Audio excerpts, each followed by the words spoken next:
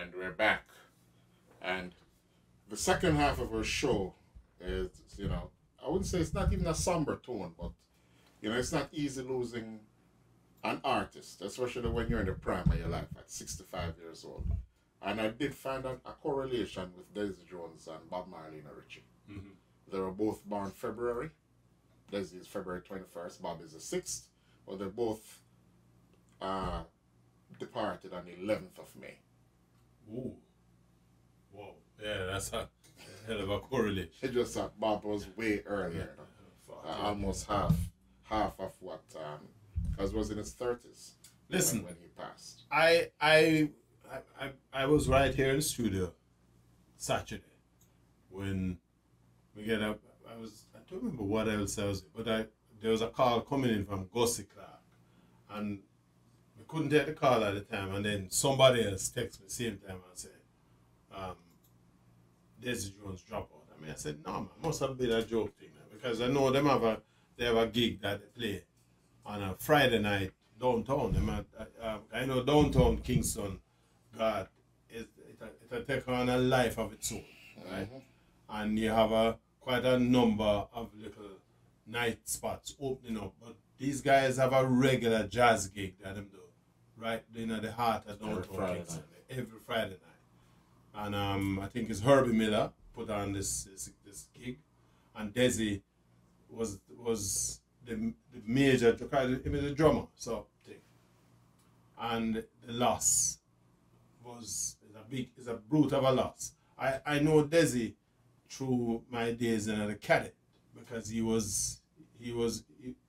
attended George's and would have been a cadet at St. George's College, and if I remember correctly, played in the cadet band for St. George's College. So, the interesting thing is that he never started a music career playing drums. He started with wind instruments. There you go. Like the recorder and the trombone and various different things until he fell in love with the drums. But we have in studio with us, well, not really in studio with us, but joining us this evening or this afternoon, Wayne Allman, who is a founding member and lead singer of Chalice. Blessings, Bridget. 1 second. Yeah, we almost can't see you. Let there be light. Sorry, just to throw a little light on the situation. That's a lot more light than was there before. Yes. But Wayne, welcome again to Sunday Scoops. You see, you're not a stranger to this program. Always a pleasure to be with you. Boy, it just that the circumstances today was, not the thing. But we figured that the best person to talk about Desi Jones would have to be Wayne Allman. You guys have, you built this thing together.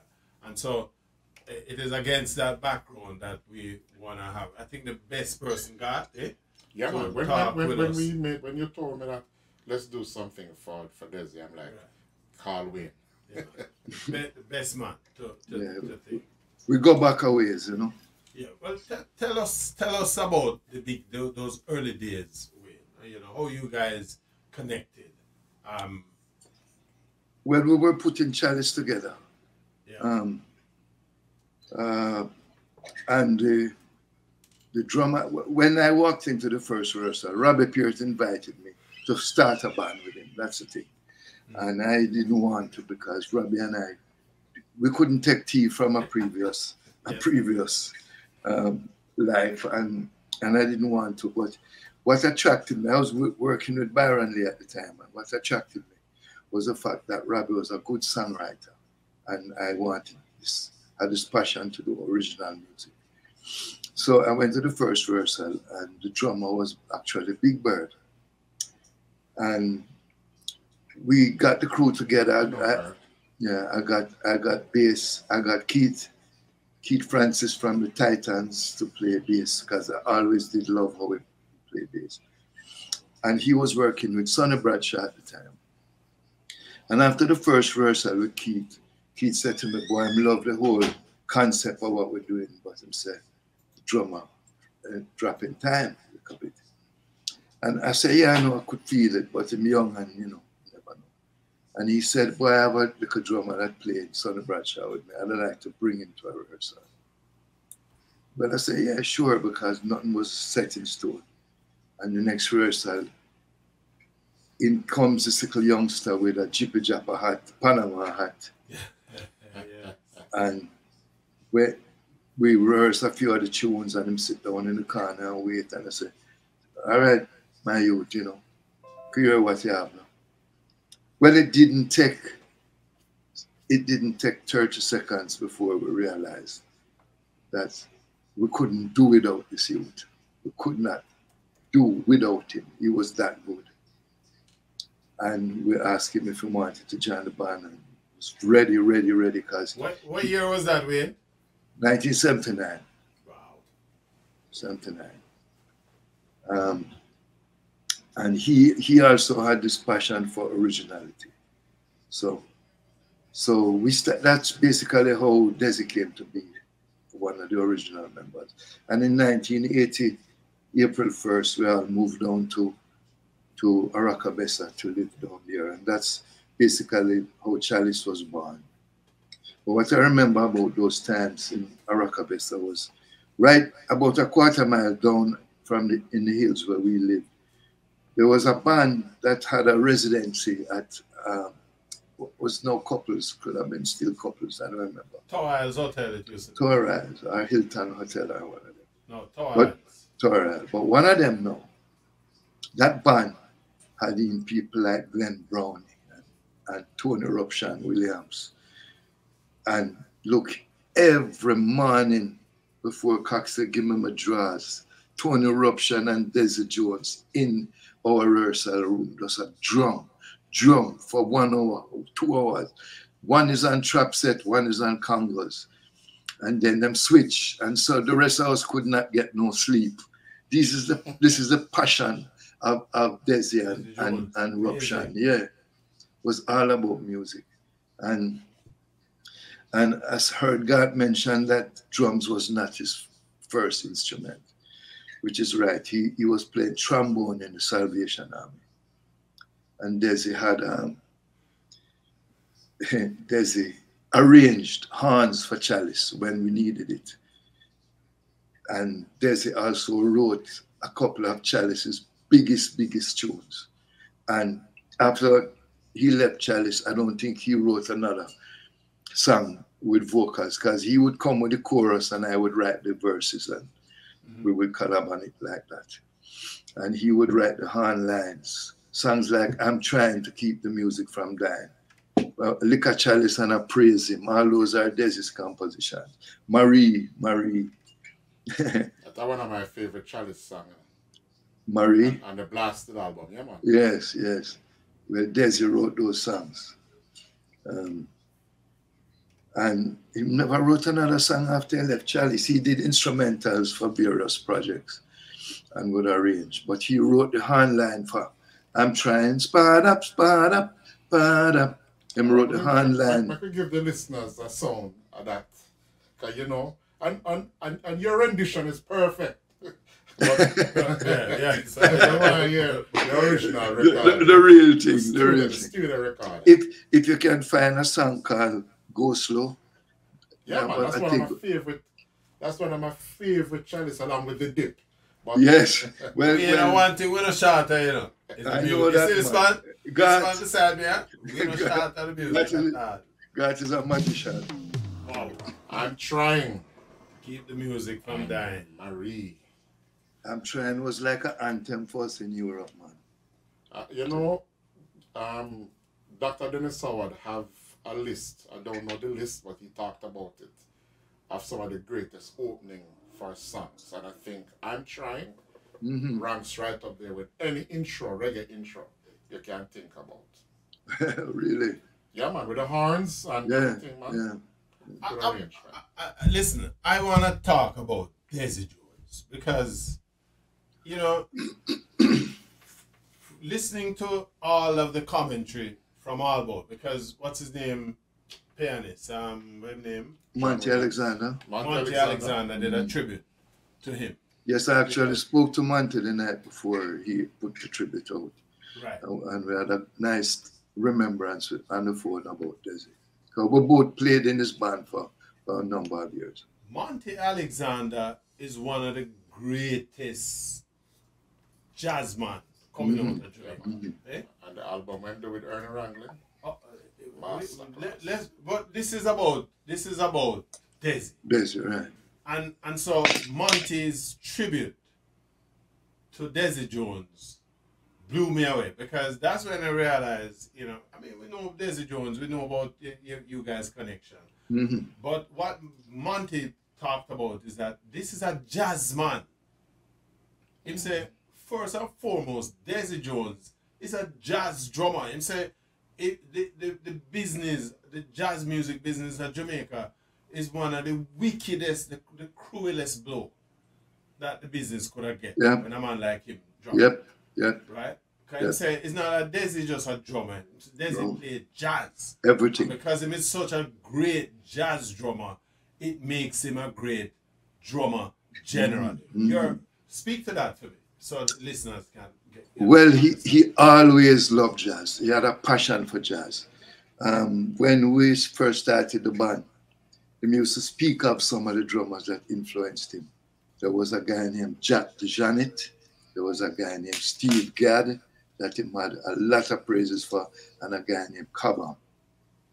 And these guys were master jazz musicians, but they were like idols to Desi. When we would go on tour, whenever we had 2 or 3 days in a city, Desi would actually find a drummer. Whether they play salsa, whether they play jazz, rock, doesn't matter. Desi would find a drummer and take a lesson, pay to take a lesson from that drummer. This is the level of dedication and passion this man had for drums. So when you see, and he worked with Monty, and when you hear Monty praise him the way that he praised Desi, it's no idle talk. It's not because it's just a brethren that Monty lose. This man's skill was unparalleled in Jamaica. His drumming, he earned the right to be called a master drummer. So much so that one of the major drum manufacturers in Japan actually has Desi as their front man for those drums. Yes, him endorsed for them. And there was a conversation he talked about when he endorsed our drums on the festival in Japan. When he was playing with their drums, he was the envy of all the other drummers in the band because his drum set sounded sweeter than everybody else. It's quite possible. When we used to tour Europe, there was another company that sponsored Desi and sent a drum set to Desi specifications on the road with us. Because, Desi was unusual. His style of playing. Desi was what you call an open hand drummer. Most drummers cross their hand to play hi-hat and snare, but Desi being a left-hander play open like that. So his hi-hat is over here and his snare drum, so his chest is exposed, not crossing. So it's easier for him to play rolls and all like that because there's no contradiction of hand.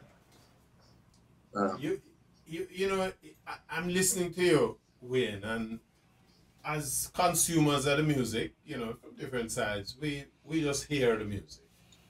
But,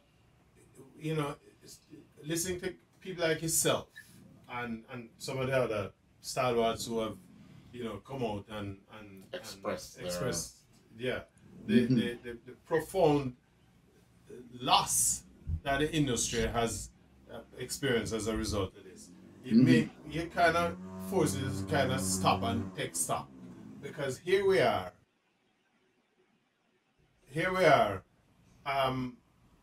Here's a man who come from the rock. Which part we come from, him come from. And it just tells you the contribution that Jamaicans have made to music on a global scale. Because unless you're hearing it from people like yourself, because we listen to the music and we don't really realize all of the work that is going on behind the scenes Right. produce a great song. And Richard, to corroborate what you're saying, when you have a loss like a Desi or any person who, because most of the times the focus is not on the musicians, the focus is on the lead singer or the artist, right? Mm-hmm. But I remember when we did an interview with Sly, and I asked him about the drumming on Reggae Myelitis, and I Right. realized it was him. Mm-hmm. But so when you have a loss like Desi, it forces you now to listen to the music with a different ear, and you start focusing on the percussions and the drums, Right. and then it opens up a whole different feel for the song that you've been listening to all this while. Right. You know, just like you telling us about him writing the horn section. So now when I listen to a Chalice song, I'm going to now listen out for the horn section and give it a different ear in terms of how I consume that song. You know? Right. The crossing of the hands is another thing that you never thought about. I never thought that. Right. You just watch him, watch any video with Desi, and you'll see exactly what I mean. It's an open. Very few drummers play that way. But I tell you, more than Desi's drumming, I am going to miss his humanitarianism. Desi would take all young musicians on them wing, whether they were drummers or not.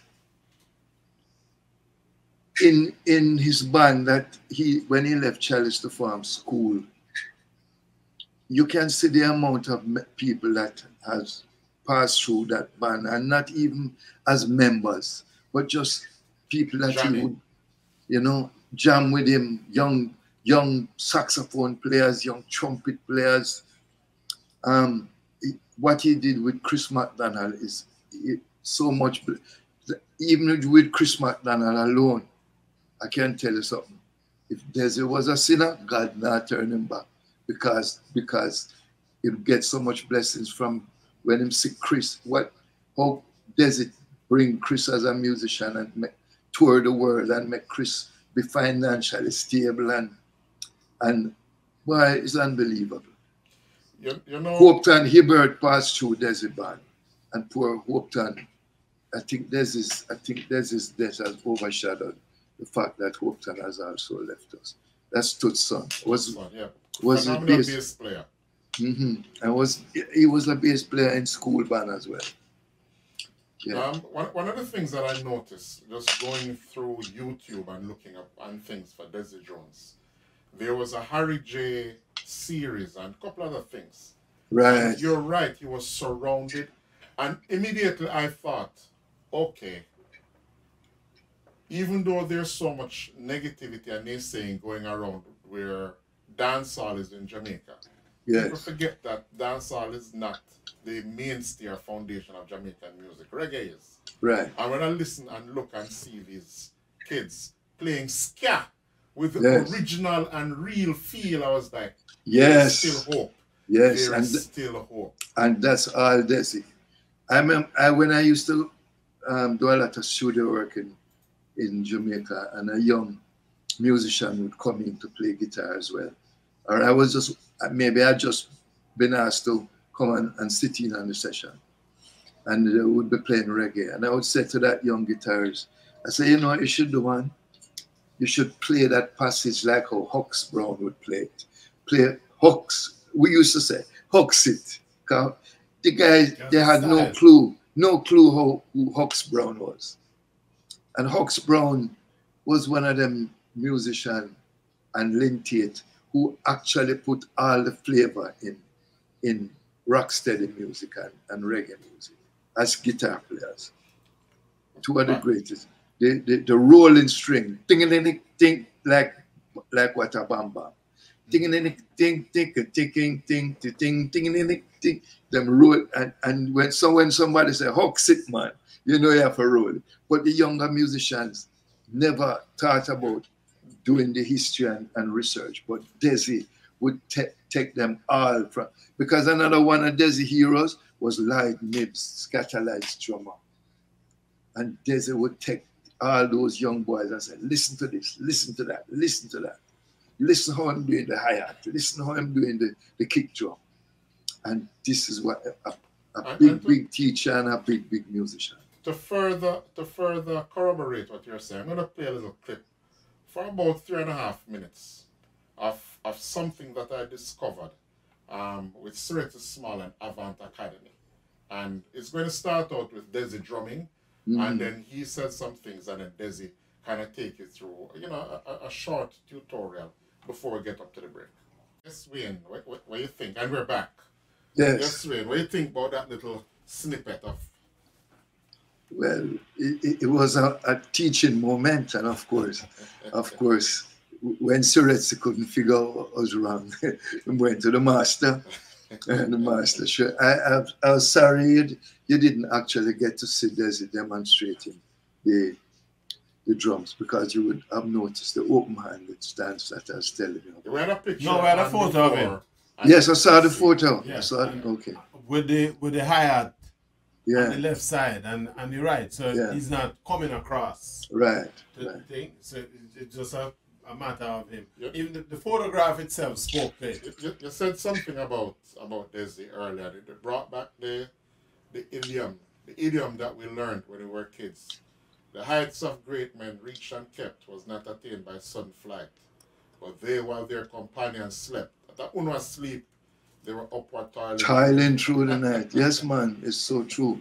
No, there's the passion that Desi had for drumming and music on the whole. I rarely see that. Rarely see it. I mean, I wish I had it. I wish I had that dedication to practice my instrument 4 hours, 5 hours a day. I love songwriting, and I like playing, and I like studio, but Desi just loved playing that drum. And the thing is, in his time with Chalice, me and him had the most argument, because I was the band leader and him was the young upstart, but him swear, him more educated. I'm not an educated musician. There's a read and write. There's a play trombone, there's a play flute and recorder, and there's a play drums. And we always cuss and fight, not physically, but over music. And I'm telling you. Look at the results. Yeah, but I'm saying, Desi, you don't have the experience I have. I come in from the 60s, I play band music. I don't even know if you did band. Of course, it was a young, little picnic, but. And then him say, yes, but I know more music than you. I said, that may be so. And then when I write a song now and I bring the song, and Desi start to play some unusual drum pattern, I said, Desi, just play the thing. Boy, if Sly Dunbar did play what I play, you would have loved it. might have had a point. And so I never forget this though. I never forget this thing.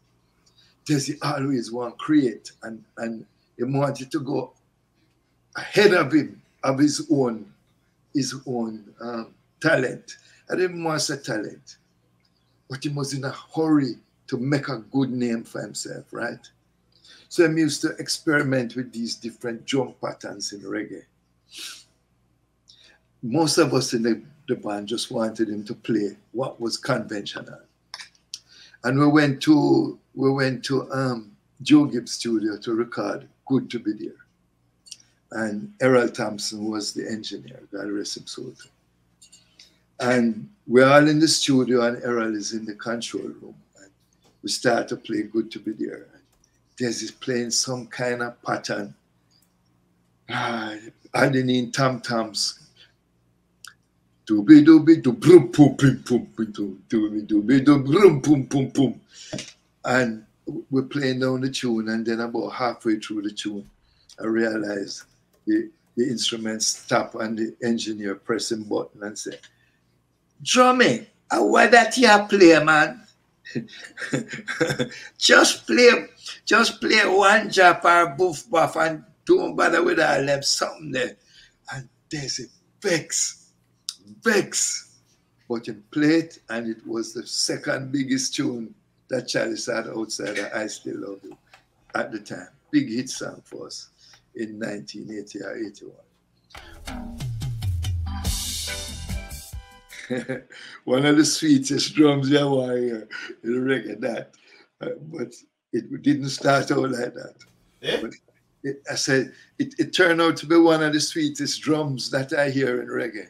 But it didn't start out like that. If Errol that is good, right? Well, you know what them say, brethren, iron sharpeneth iron, and without conflict there is no results. That's why we're told sometimes you have to start from scratch. But God, the thing is that me and Desi over the years, over the last 20 years, have become the closest that I ever was with anyone in Chalice. Closest, even though I know Allah from way, way back. But Desi and I had something. We eventually developed this mutual love and respect for each other. And we used to talk to each other at regular intervals. Regular, so. God just said it. Iron sharpens iron. Yeah. You know, but I will say this to you, having listened to, as we started the show, and you talked about the conflict and the thing. Listen to the song now. Typically we listen to Good to Be There. Now may I listen to the drum. Right? Yeah, man. Because, and then you realize the difference. As you said, yeah. It was an issue then, but look at what it became.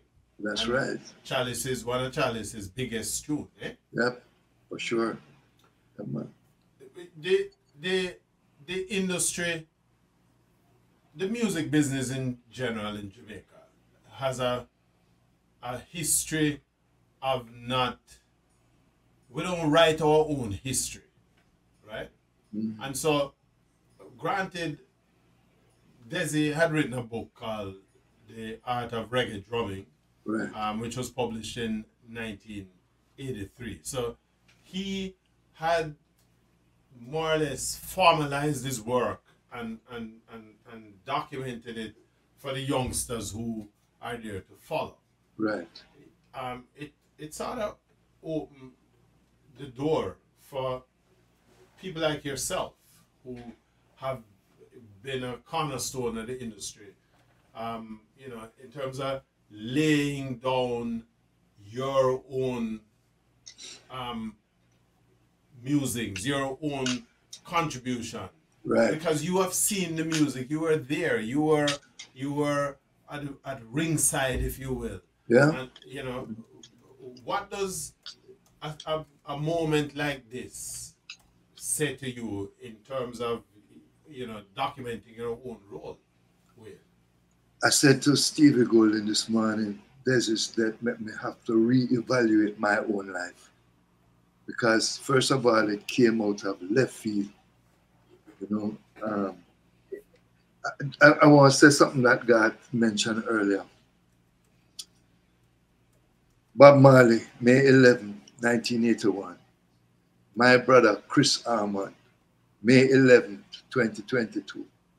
Desi Jones, May 11, 2024. Wow. And hi there. If you enjoyed that clip, go on over to our website at yardmedia.com, where you can watch the entire broadcast at your leisure. And while you're there, why don't you check out our other reggae music features? And before you leave, pick up some of our Jamaican reggae merchandise, and hey, don't forget to tell your friends.